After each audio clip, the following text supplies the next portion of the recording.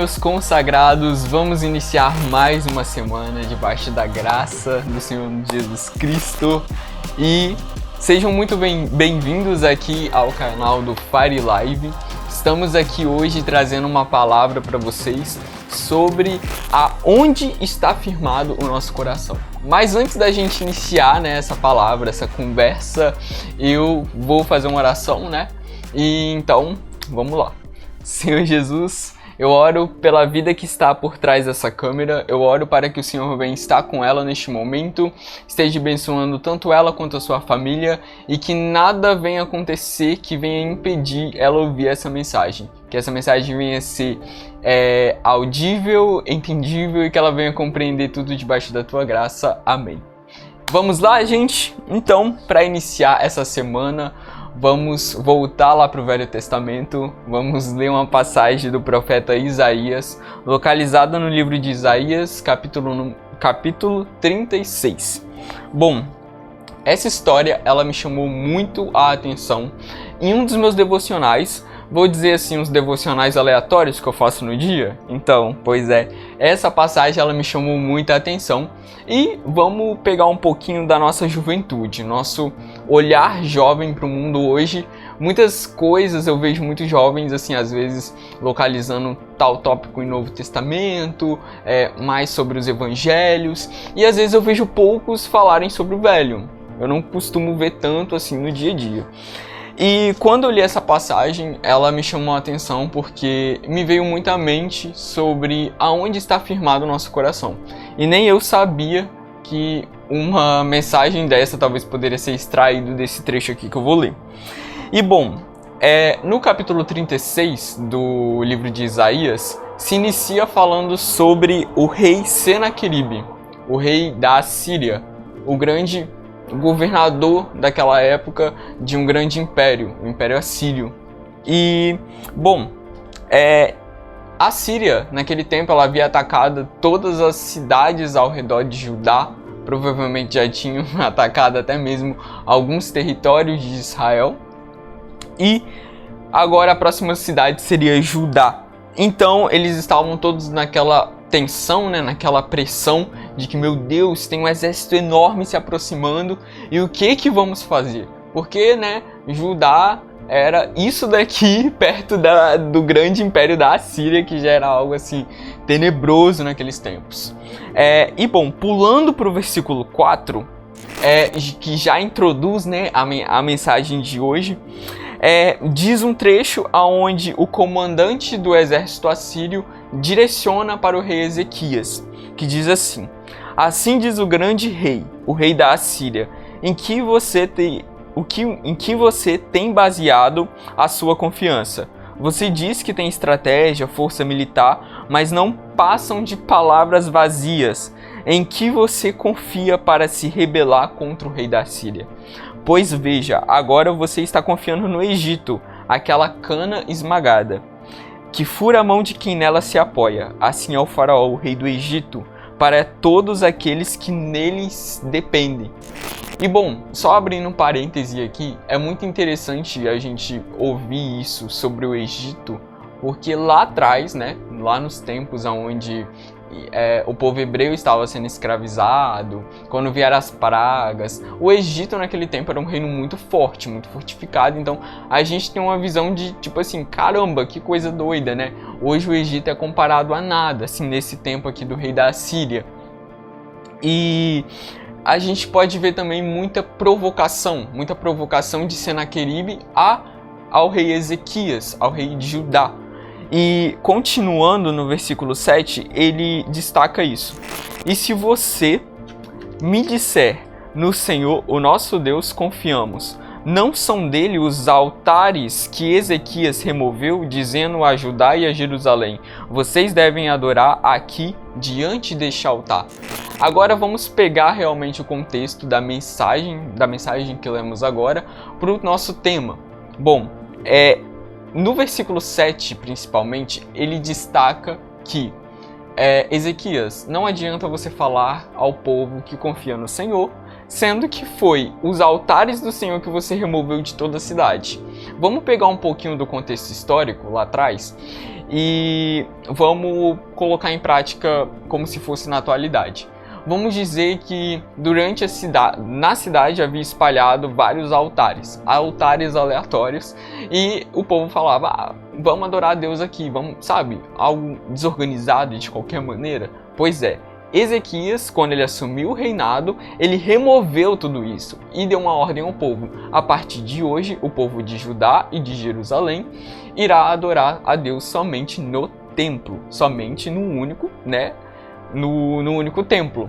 E se a gente for voltar um pouco atrás, deixa eu pegar aqui minhas anotações, em Deuteronômio 12, versículos 11 até o versículo 14, a gente vai ver que quando Moisés estabeleceu, o tabernáculo, a tenda do encontro, na verdade o tabernáculo, antes de se tornar o templo, a gente vai ver que Deus ele dá a ordenância de que o povo deveria adorar ele somente naquele lugar e não em outros lugares aleatórios, fora que esses altares também eram altares idólatras, eram altares que tinham a intenção de trazer uma idolatria, era uma brecha para a idolatria. Então era uma brecha que estava abrindo e o povo ia atrás pecando, porque adoravam outros deuses, eles viviam grande influência das nações ao redor. Então deuses como Aserá, Moloque. Então tipo assim, o povo ele estava contaminado. Então quando Ezequias ele assume o reinado,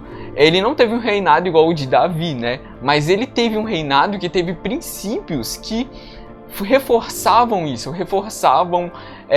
que aquele povo pertencia a Yahvé.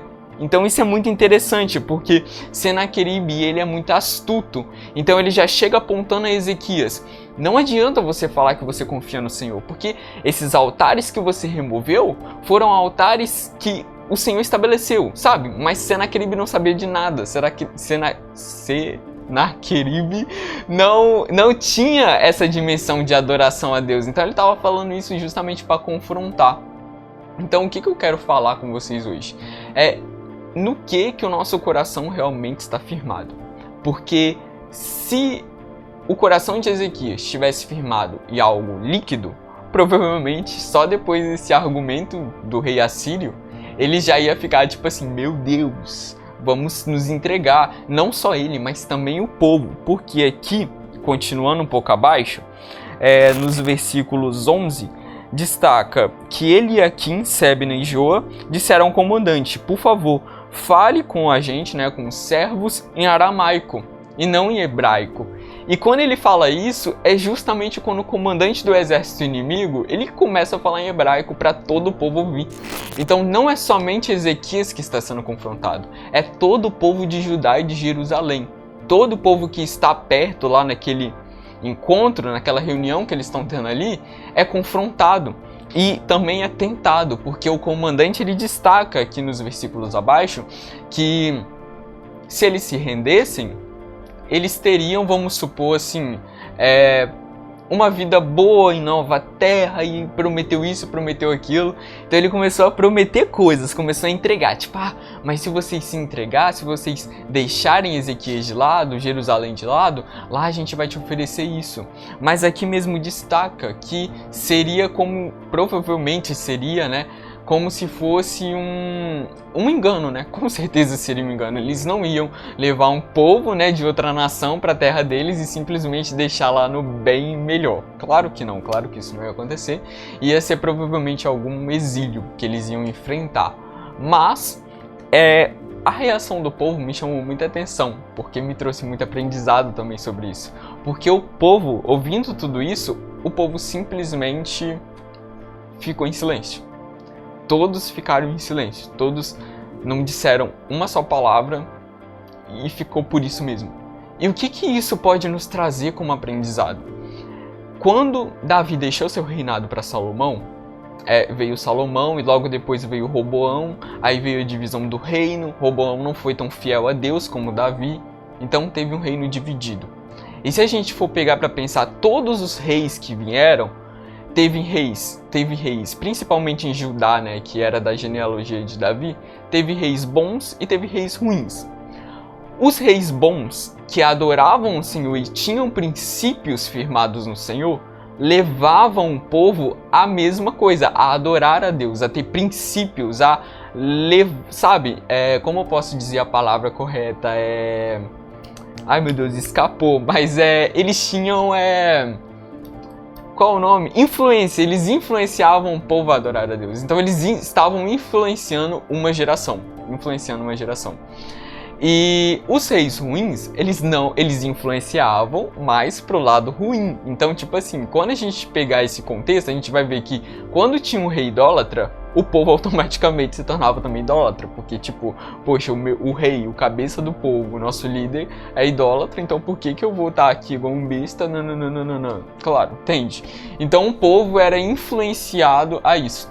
Então, como a gente pode ver aqui que com a atitude do povo neste momento, a gente pode ver uma certa influência de Ezequias, que por mais que ele não fosse perfeito e também não alcançasse um reino igual o de Davi, mas ele tinha princípios, e esses princípios estavam também baseados no Senhor.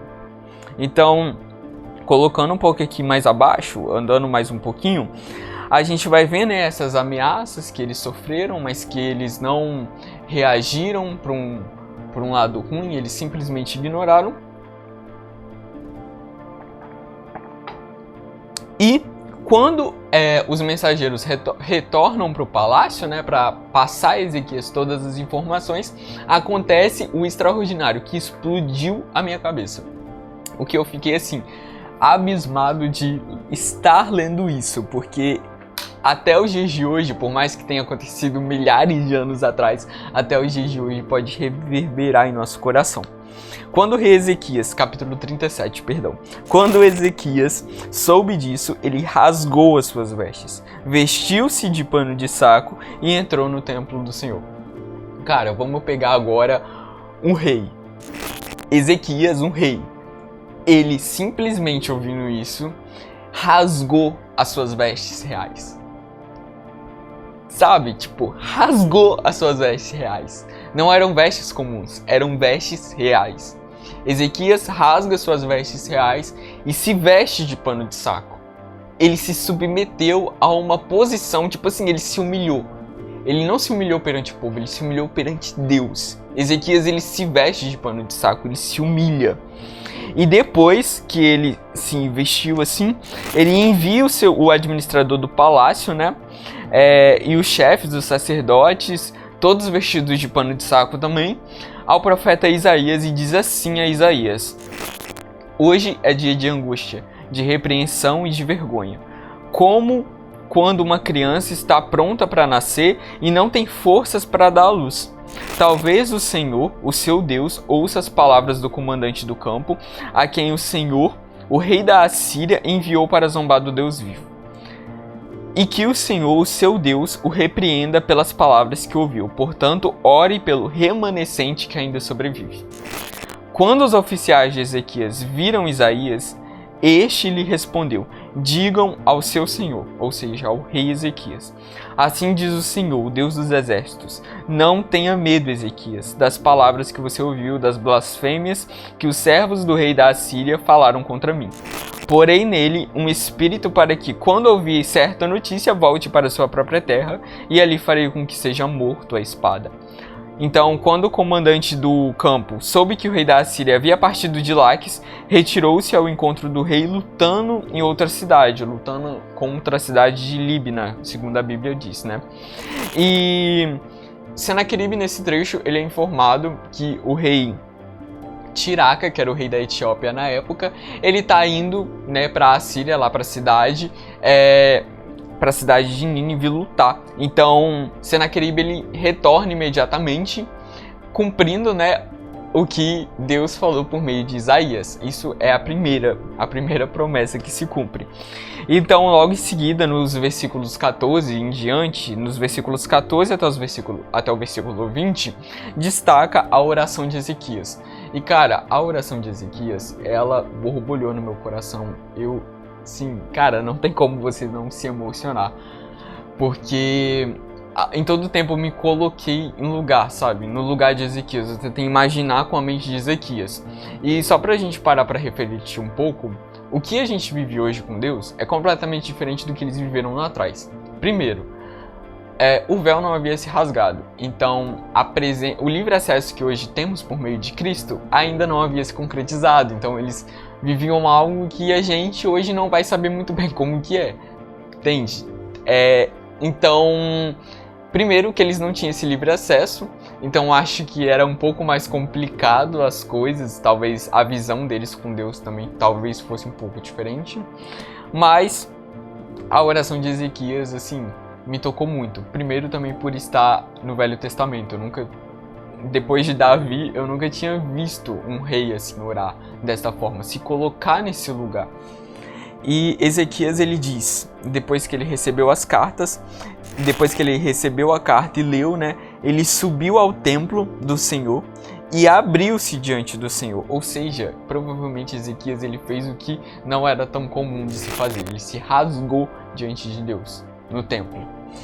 E naquele tempo, né, o templo ele tinha um acesso restrito, então por mais que você fosse o rei, você não poderia entrar lá dentro, você não poderia acessar o Santo dos Santos. Não estou dizendo que Ezequias acessou, mas Ezequias fez uma atitude que não era tão comum, de você ir ao templo. Aqui na Bíblia não especifica em qual parte do templo ele foi, mas ele foi ao templo. Isso já é uma grande coisa, um grande ato. E lá no templo ele se rasga, ele se abre diante de Deus e diz o seguinte nos versículos 16. Senhor dos exércitos, Deus de Israel, cujo trono está entre os querubins, só tu és Deus, sobre todos os reinos da terra, tu fizestes os céus e a terra. Dá ouvido, Senhor, e ouve, abre os teus olhos, Senhor, e vê, escuta todas as palavras que Senaqueribe enviou para insultar o Deus vivo. É verdade, Senhor, que os reis assírios fizeram todas essas nações e de seus territórios um deserto. Atiraram os deuses delas no fogo e os destruíram, pois em vez de deuses não passam de madeira e pedra, moldados por mãos humanas. Agora sim, o nosso Deus salva-nos das mãos deles, para que todos os reinos da terra saibam que só tu, Senhor, és Deus. Cara, Ezequias ele não tá ali, pelo menos não transparece, tá ali só pelo povo, ou só por ele, ou só por sua reputação. Mas ele destaca e deixa bem claro, Senhor, esse rei, esse povo zombou, blasfemou de você. Agora vem e mostra para eles quem tu és. Mostra, sabe, que o Senhor és o único, que o Senhor és o Deus dos exércitos, o dono da prata, do ouro, que o Senhor pode tudo, porque eles duvidaram do teu poder, então venha, Pai, intervenha, Senhor, sabe? Ezequias, ele se mostra um homem com sede, sabe, com fome, ele, sabe, naquela situação em que eles estivessem sem saída, e ele não duvida, ele acredita no Senhor, ele busca o Senhor. Ele não fez como, vamos supor, pegar o exemplo de Acabe, ele não fez como Acabe, que se lançou aos pés de Jezabel, de que se entregou a outros ídolos, não. Ezequias ele se entregou, ele buscou o Senhor. Ele não foi atrás de Isaías para matar em primeiro momento, mas ele foi atrás de Isaías, tipo, ora ao seu Deus e vê o que ele vê, sabe, busque, vê o que ele pode nos responder, ore ao Senhor, busque ao Senhor. E Ezequias ele se coloca nessa posição. Ele se coloca à frente do povo. E isso é interessante porque quando, igual eu falei lá um pouquinho atrás, quando um rei se coloca nessa posição, sabe? Ele influencia toda uma geração. Eu tenho certeza que aquele povo não foi uma geração qualquer depois desse acontecimento que eles passaram. Mas eu vejo, sabe, certa devoção. Provavelmente deve ter acontecido uma certa devoção. Eu creio que eles prosperaram, sabe? Mas não prosperaram de, tá tudo bem, mas prosperaram no Senhor. Eu creio que foi uma geração que, sabe, teve essa experiência com Deus. E logo depois, Deus ele responde Ezequias dizendo que a cidade de Jerusalém ela não seria atacada, que eles não iriam atirar nenhuma pedra contra a cidade. E Ezequias confia. Mesmo estando cercado de inimigos, cercado de tudo quanto é coisa, Ezequias ele espera no Senhor, ele confia no Senhor. Não só ele, mas também o povo, porque eles poderiam ter se rendido, eles poderiam ter se entregado e, sabe, deixar levar pelas palavras que um rei pagão falou, mas não, eles esperaram, perseveraram e confiaram no Senhor. Então, isso diz muito pra mim. Em que o nosso coração está firmado? Nós, como jovens, em que nosso coração está firmado? Vamos colocar agora toda essa palavra, toda essa dinâmica no nosso contexto de vida. Porque, por muitas vezes, provavelmente seja na faculdade, na escola, no trabalho, sofremos perseguições. Isso, né, não é uma coisa incomum, mas, sabe, será que a gente vai se deixar levar por essas perseguições? Não só perseguições, mas também tentações? Será que vamos nos deixar levar por esses sentimentos? Por dessas situações que nós não deveríamos, sabe? Tipo, parar pra escutar, mas como humanos, né, a gente acaba muitas vezes escutando e até mesmo caindo. É algo que nos deixa confuso também. São situações que vêm e nos tomam, nos deixam meio perdidos, mas o que Deus nos mostra é que Ele está disposto a todo tempo, disponível. Hoje temos livre acesso por meio de Cristo, então fica, entre aspas, mais fácil, vamos dizer assim, mas temos livre acesso, temos como falar, Senhor, me ajuda nisso, Senhor, me conforta nisso, Senhor, me instrua, me dê direcionamento para isso. Ou a gente escolhe seguir a Cristo, seguir aquilo que Ele nos já predestinou, nas promessas do Senhor sobre nossas vidas, ou vamos escolher ser influenciados pelo mundo. E vamos nos deixar influenciar pelo mundo. Isso acaba com tudo, né? Acaba com nossa vida e não é isso que Deus ele tem para nós. A vida no mundo é uma vida de ilusão. Então, sabe jovem, em que o seu coração tem firmado? Seja num terreno líquido, areoso, ou numa rocha firme, em Cristo Jesus. Que os nossos corações eles possam estar vulneráveis à presença do Senhor, sabe? Que eles venham estar abertos ao novo de Deus todos os dias. Que nós não venhamos olhar para a cruz e achar normal o sacrifício de Cristo, mas que venhamos olhar para a cruz e falar, caraca, Cristo se entregou por mim. Cristo deu a sua vida por mim. E isso já basta, a graça dele nos basta.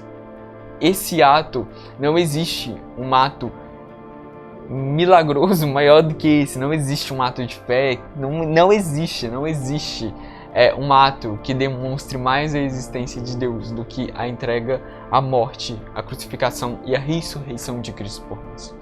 Cristo derramou o sangue dele por nós e hoje temos livre acesso. O livre acesso que os nossos antepassados bem lá atrás não tiveram, hoje nós temos. Então, como que estamos usando, sabe? Como estamos desfrutando, vamos dizer, desse livre acesso, dessa presença, dessa doce presença que hoje temos. Então, que nós venhamos ter como princípios aquilo que o Senhor já estabeleceu, as ordenanças do Senhor, e que nós não venhamos dar palco, nem voz e nem palpite para influências, ideologias humanas. Bom, espero que vocês tenham entendido essa palavra, espero que tenha sido clara, mas que vocês possam ter compreendido realmente que é muito importante definirmos para nós mesmos aonde o nosso coração está firmado.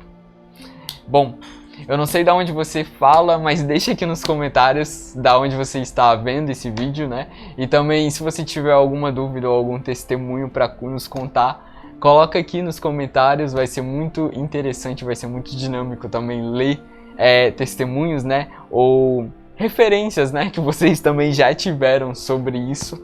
Deixem também o seu like e também compartilhe o vídeo, né? Para aquele amigo seu. Não veja isso sozinho, compartilhe a mensagem do reino. E é isso, que você possa ter entendido, que Deus abençoe a sua semana e que você tenha sede e fome da presença do Senhor, tá bom? Fico por aqui, até a próxima semana. Tchau!